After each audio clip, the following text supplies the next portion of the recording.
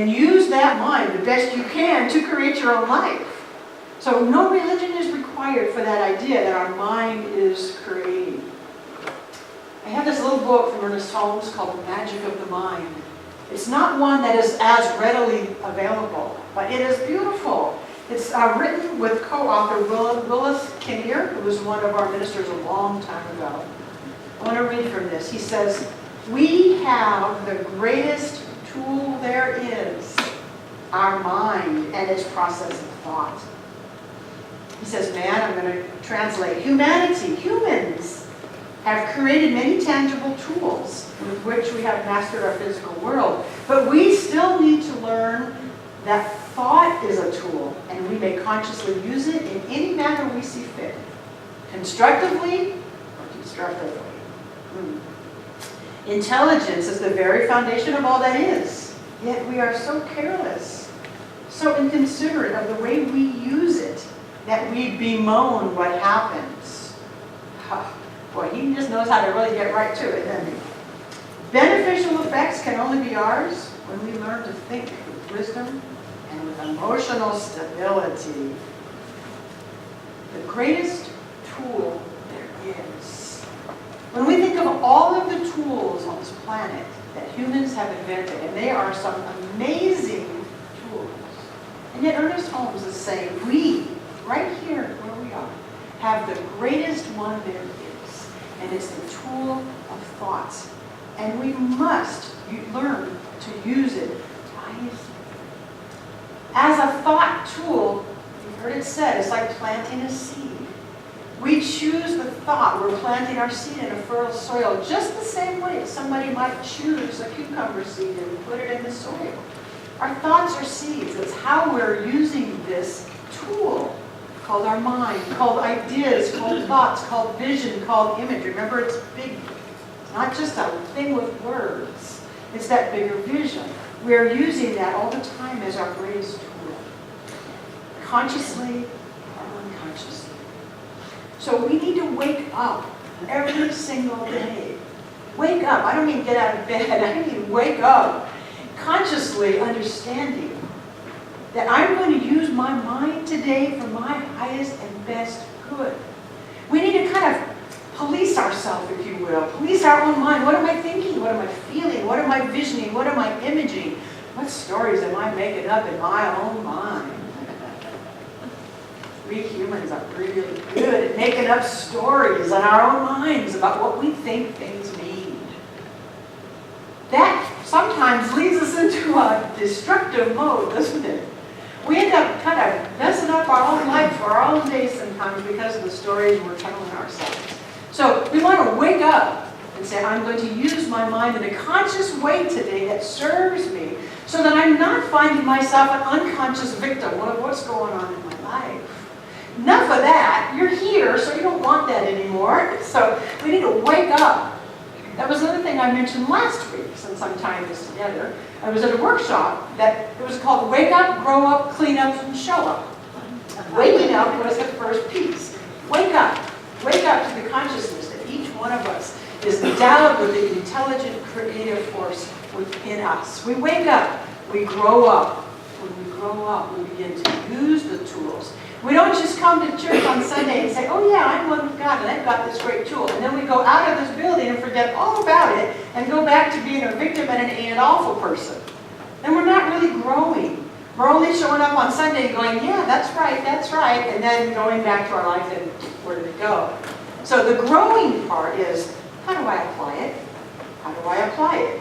How do I apply it? Okay, these are all different areas of our life. How do I apply it? Here's one way you don't get to apply it. You don't get to create other people's lives. Anybody ever tried? My mother. Your mother tried, or you tried to do it for your mother? Oh, it's so much easier to create other people's lives. So much easier to have other people's answers. So much easier to tell other people how they need to grow up. But we don't get to do that. The creative power doesn't mean that we have like some magic wand at the tip of our fingers making everything out there happen. It's for our own good. It's for our own growth. So as we are consciously waking up and as we are consciously growing up, that means we are using the tools. As we use the tools, we have to clean up along the way because we're going to find the crud of our life that also starts to show up. It comes with the territory.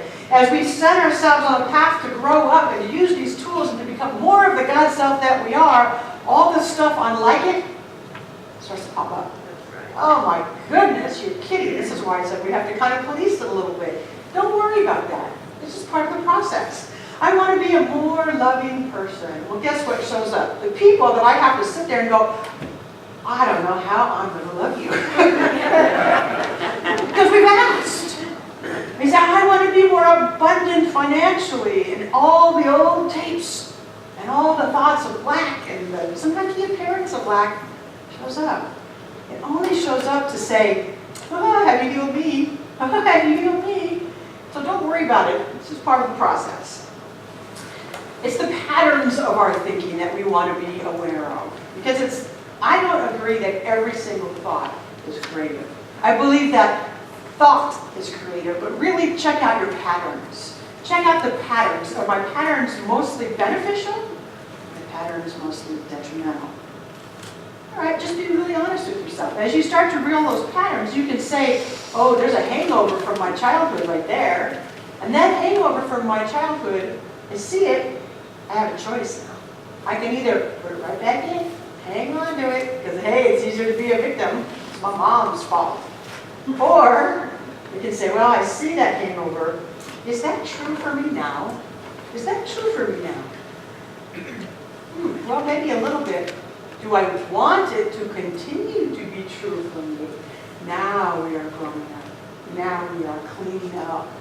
I don't want it. This is not my truth anymore. I see you. You're a hangover. I no longer need you. I release you. I put my focus on the new thing. My thought is now creating that new thing. We are that powerful. We want to work to release those old hangovers and embrace the new pattern of wholeness and perfection and abundance and love and health. That's where we're heading.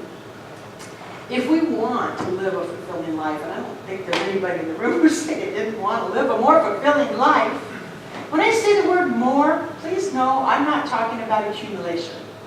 I'm talking about better, bigger, fuller, more purposeful lives. Every single one of us, I think, would say, yeah, I want a more purposeful life. I want a more abundant life. I want a more generous life. I want my relationships to be loving. It starts with our thought. We have to stir in a whole lot of feeling and conviction. Richard, let's go to the slide that I told you about. Here's our recipe for a good life. Start with a single thought. Add in positive feelings, especially love. Blend in a big scoop of conviction. Fold in faith and belief.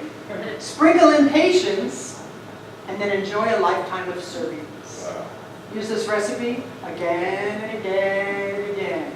Matter of fact, let's say every day. So just take a minute and look at it.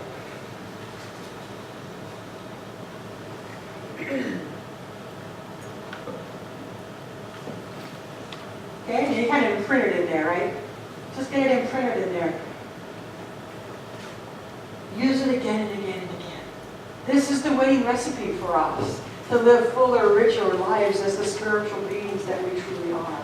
And I say again and again and again because consistency and persistency must be in this mix. We can't just do one affirmation and then be done. We need to remind ourselves every morning when we get up and every night when we go to bed. Wake up in the morning to say, I'm going to consciously choose my thoughts wisely. Go to bed at night and consciously say, I'm so grateful for this day. No matter what, no judgment, no, oh, well, that didn't turn out so good. Just gratitude as we go to sleep. And get up the next day and do it again. Consistent, persistent practice is what moves us forward. We are creating new habits of thought, and those don't happen overnight. Anybody break an old bad habit? Did it happen overnight? It's no different than with a thought tool. We're going to use the thought tool so we can create brand new habits. Now, I said it was personal, that we use this for ourselves. We don't have the power to change others. However, we do have the power to come together collectively to use it for good. There's a difference between I'm going to change you and you and I